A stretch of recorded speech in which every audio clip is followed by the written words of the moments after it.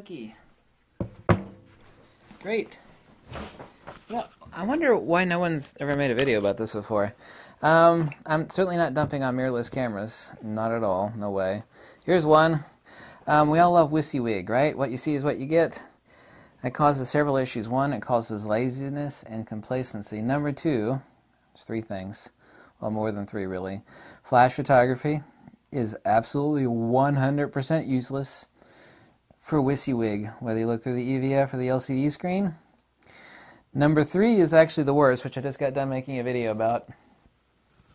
And that is people will adjust via their exposure compensation dial or manually, and of course most people don't shoot manual, but they should. Not for a lot of stuff like events. For events I actually shoot all manual and TTL flash photography with flash compensation.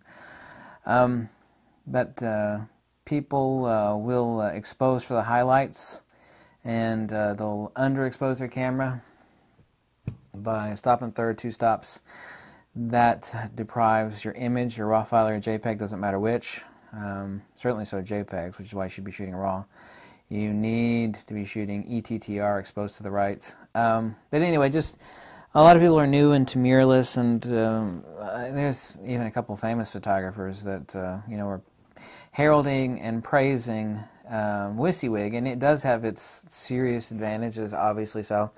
And like I said, obviously it's useless for flash photography, and it is counterproductive when it comes to the tonality and saturation and micro-contrast detail of the image captured in RAW when you actually underexpose your shot. As I got done just making a video about, and this is not a repetition of that video, is that you should always expose for your light in your camera and expose for your shadows in the computer. You want as much squeeze of the dynamic range of the possibility of your camera, the potential of maximum dynamic range squeezed out of your camera as it is capable thereof, which in most cameras is right at 2 stops above metered for specular, spot metered for specular. Very important.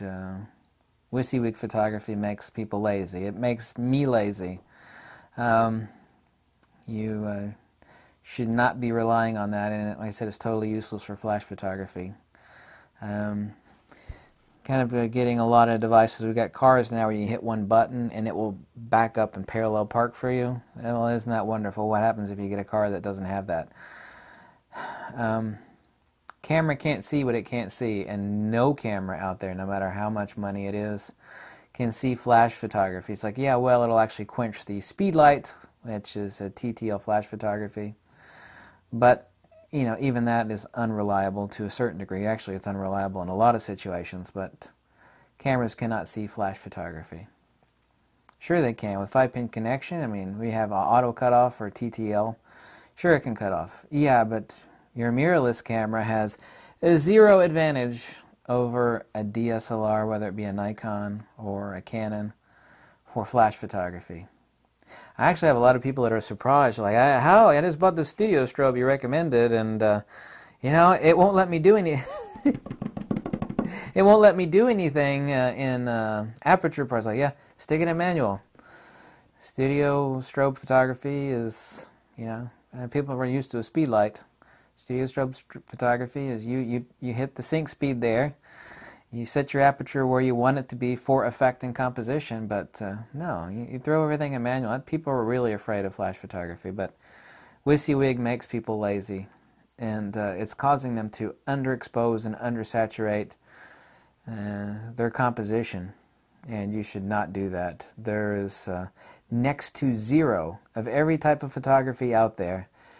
I can only think of one. There's no reason to